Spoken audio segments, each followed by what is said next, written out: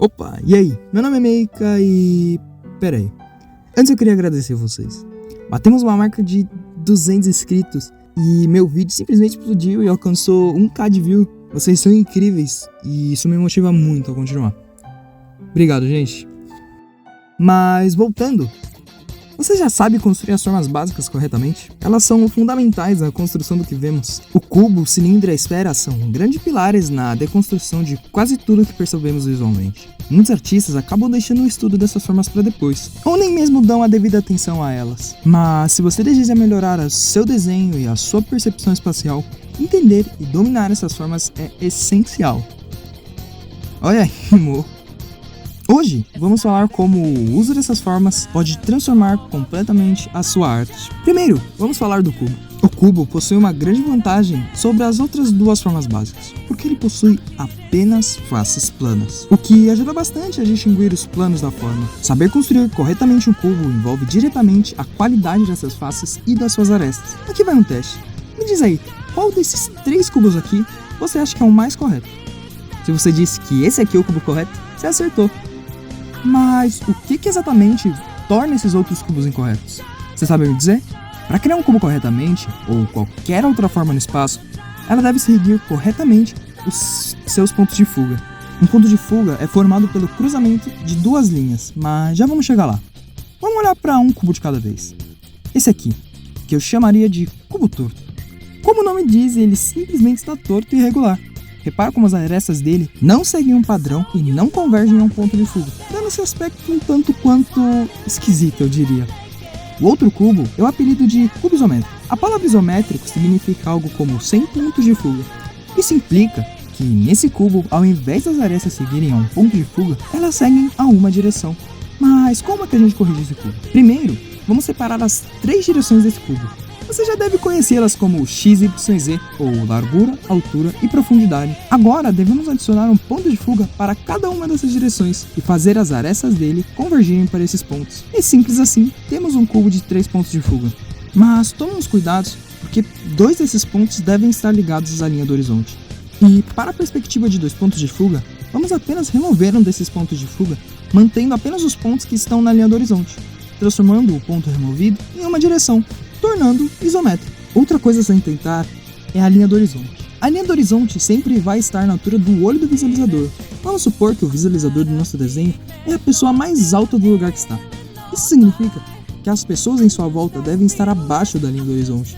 Ou se o visualizador da nossa cena for uma criança que alcança a cintura dos adultos, por exemplo, a linha do horizonte deve passar pela cintura dos adultos nessa cena.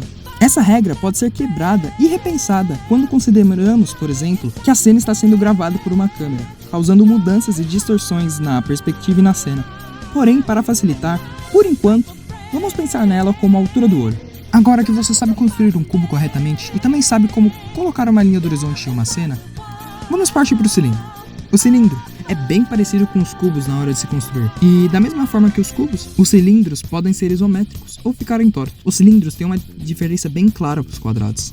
Eles têm menos faces, possuindo apenas a face curvada no meio e as das bases, as elipses. Elas são responsáveis pelo aspecto redondo da forma. Aqui vai outro teste. Olha esses cilindros aqui. Qual deles está respeitando os pontos de fuga? Se você disse que esse é o certo, meus parabéns. E assim como fizemos com os cubos, vamos entender o porquê esses outros estão errados. Para corrigir o cilindro torto, deveríamos levar em consideração a elipse inteira do cilindro, que nesse exemplo está muito menos curvada do que deveria. Corrigindo, o cilindro vai parecer muito mais curvo do que antes. Para o cilindro isométrico, podemos ver que ele não está respeitando a perspectiva, porque seus elipses não estão seguindo o ponto de fuga. Olha esse copo aqui, por exemplo. Repara como a elipse do topo é mais amassada do que a de baixo. Isso porque a perspectiva está distorcendo as elipses. Para consertar esses 2 erros, há um macete. Repara como dá para encaixar um círculo dentro de uma face de um cubo. Então, antes de fazer o cilindro, vamos fazer um retângulo respeitando os pontos de fuga e em seguida adicionamos uma elipse nas bases. E assim, garantimos que o cilindro está correto. Esse macete é muito bom para quando estivermos aprendendo, mas fazê-lo em todo o cilindro demora demais. O ideal seria treinar para fazer sem esse macete. E por último, vamos aprender a fazer as esferas. Pronto, brincadeiras à parte, elas são bem simples assim mesmo. mas em contrapartida, elas não possuem face, tornando impossível distinguir o seu ângulo ou volume na cena. Por isso, gosto de representá-las com linhas de contorno, definindo o seu volume. E agora, você sabe pelo menos o básico sobre a construção das formas. O ideal é você treinar o suficiente para entender completamente como construir essas 3 formas no ângulo e na posição que desejar. Agora, vamos colocar tudo isso em prática, tentando fazer uma pessoa utilizando essas formas. Pode pegar uma referência e deixar de lado se quiser. A ideia é ir utilizando as formas básicas para ir construindo o corpo.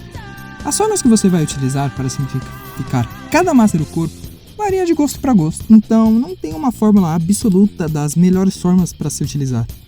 Mas calma aí, como que eu vou fazer os pontos de fuga para cada uma das formas do corpo? Você não vai, pelo menos para os desenhos mais simples, onde você não vai colocar os personagens dentro de um cenário. Em desenhos sem cenário, eu normalmente apenas defino uma linha do horizonte e imagino onde os pontos de fuga de cada forma ficaria, levando em consideração as propriedades de cada uma dessas formas, agilizando bastante o meu processo. Porém, em artes mais complexas, o correto é fazer com calma as formas, tentando mantê-las o mais coerente possível, para passar ao máximo a sensação de tridimensionalidade no desenho. As folhas são planas, não possuem as 3 dimensões, o que torna a construção precisa das formas essencial para passar corretamente o aspecto de tridimensionalidade desejado. Sem elas, podemos apenas causar uma sensação de estranheza a quem está vendo.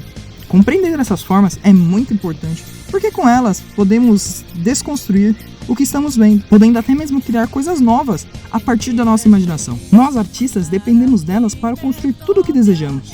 Então não é inútil desenhar sem utilizar elas, principalmente no início, que é quando estamos nos habituando, e ignorar fundamentos importantíssimos como esse pode nos levar a maus hábitos no futuro. Mas eu vou ficando por aqui. Espero que tenham gostado.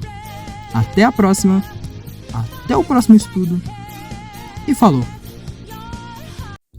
Opa, e aí? Eu tô passando aqui no final do vídeo pra agradecer vocês pelo apoio imenso que vocês me deram no meu vídeo sobre estilo. E por não querer decepcionar vocês, eu tentei fazer essas animações que vocês viram aí no início do vídeo, que deram um trabalhão pra desenhar e animar. Então, se gostaram, se inscreve, dá um like e deixa seu comentário aí. Eu sei que o quanto vocês são incríveis e vocês me mostraram isso no último vídeo.